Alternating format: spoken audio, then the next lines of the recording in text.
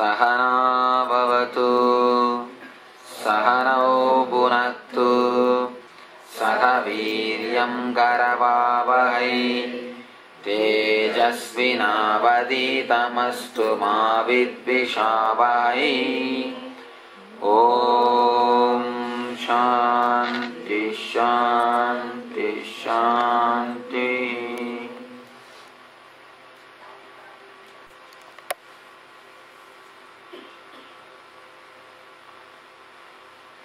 Let us enter into the Upanishads. These sense functions rise out of sense life and attain to immortality. As I was explaining to you today morning, the way in which the ordinary senses work, wise men, intelligent people separate themselves from their sensory life. They are not bound by the sensory life. They don't go up or low along with their senses. They attain to immortality. Of course,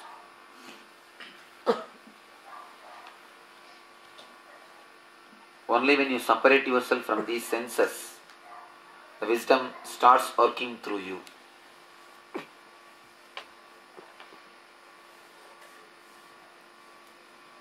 The next 4-5 slokas, they all have the same meaning.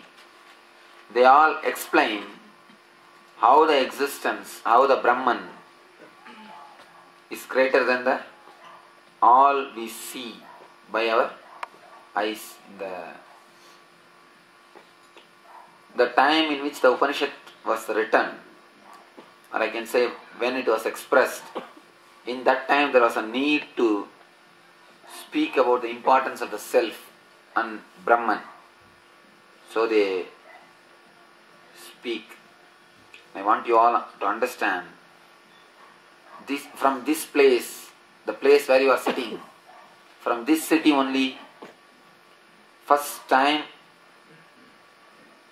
Hinduism was organized. Shankara started his first ashram in this Joshimath. We can say in a way this was the headquarters of Hinduism.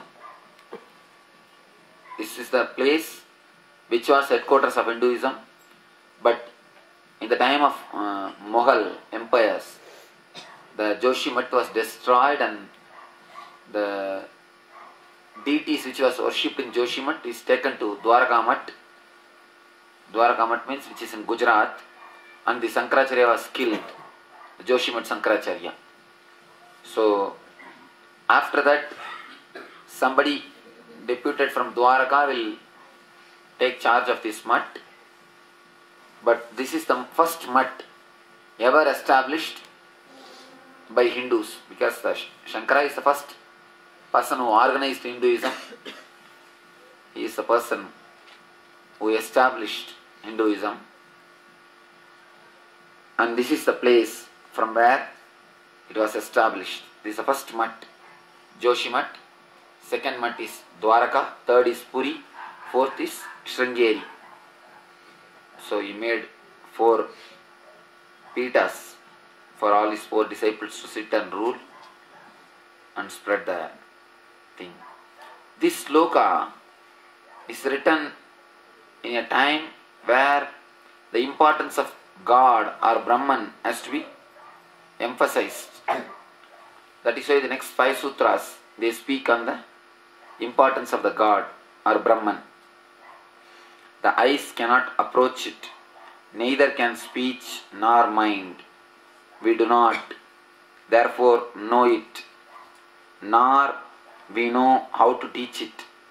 It is different from what is known, and it is different from what is unknown. Thus we have heard from our predecessors who instructed us about it. What speech cannot reveal, but what reveals speech.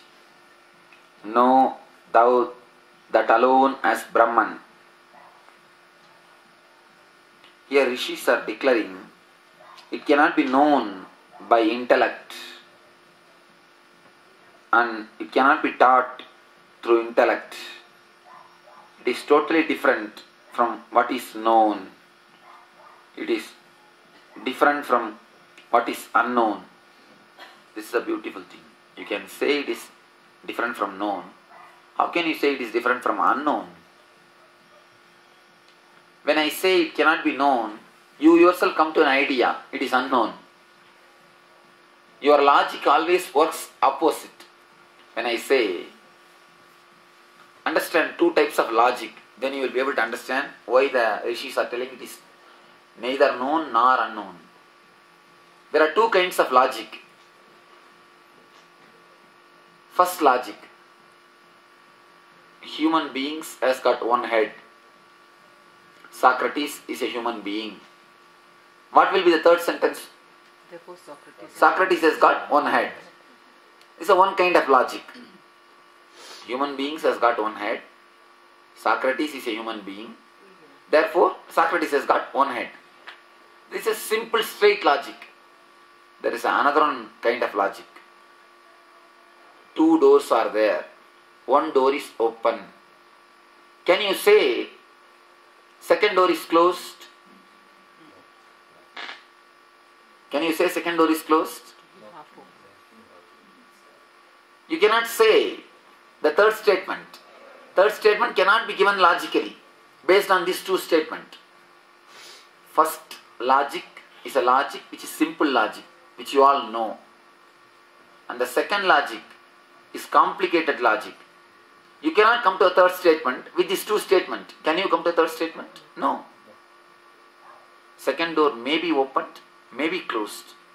But our mind is such, even in the time of complicated logic, we take a simple logical steps. We take a simple logical decision. When I say it is unknown, when I say you cannot know it, immediately you think it is unknown. It is neither unknown. It is neither known nor unknown. What rishis mean by this word? You cannot come to any idea about it. You cannot come to any idea about it. If you come to any idea about Brahman, it is wrong. Where all your ideas are dropped. Understand these two logic, you will understand. Simple logic and complicated logic. In our life, even most of the time, where logic is complicated, even in that place, you conclude based on the simple logic system. That is the reason your logic fails many times. Many times your logic fails. Where you cannot come to a conclusion, you come to a conclusion based on simple logic. For a normal human being, there are two doors. One door is open. Means what? Immediately what conclusion you come? Other door shut. That is a regular conclusion you come. So when if the rishis say it is not known, immediately what conclusion you come? But to make you understand only, they say not only it is not known, it is not unknown also. Then what is it? You say it is not known and it is not unknown. What is it? It is totally confusing. Then what it is exactly? We want you to get confused. That is ultimate truth. Actually, Ramana Maharishi was questioned, what these rishis are talking? They are telling neither it is known nor it is unknown. What they want to know, what they want to exactly tell us. Ramana Maharishi says, they do not want to tell anything to you. They just want to create a curiosity, inquisitiveness in you, and they just want to confuse you, so that you will search by yourself. If your thirst becomes too deep, if your hunger for your quest for the truth has become too deep, naturally what will you do? You will go for searching. So Upanishad rishis make your thirst more deep, make your quest more deep by these statements. They make your questions into quest, your urge into urgent by these statements. Thus we have heard from our predecessors who instructed us about it. What speech cannot reveal, but what reveals speech. It's a wonderful statement. what speech cannot reveal and what reveals speech. That alone as Brahman and not this anything objective. That people worship here what the mind does not comprehend, but what comprehends the mind. Know thou that alone as Brahman and not this that people worship here. These two statements. The speech cannot reveal Brahman, but which reveals that speech, which makes you speak, that is Brahman. Mind cannot reveal it, which makes mind to work. You cannot comprehend in any way. They are trying their best to put your mind off. It's almost like a Zen cones where your mind stops working. They say that is what is Atman. And one more thing they insist, not this that people worship here. The Upanishad is written in the time where the Karmaganda was popular. Karmaganda means the rituals and the sacrifices. They were popular at that time.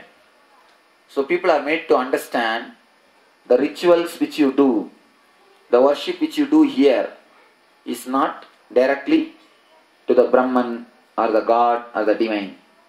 What sight fails to see, but what sees sight.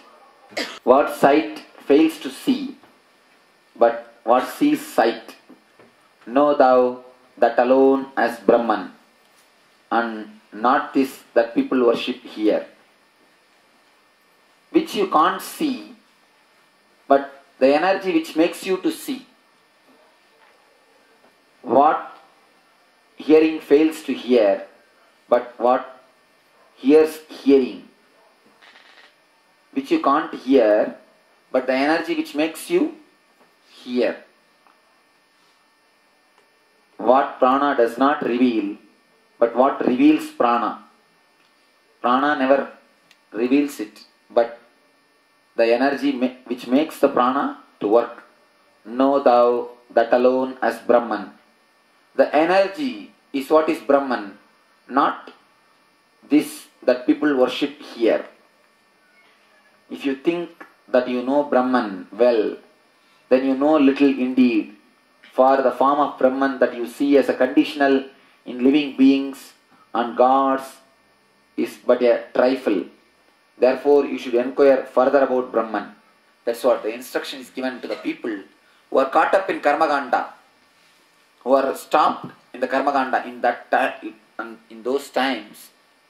Vayu, Agni, Indra, these gods were worshipped as gods.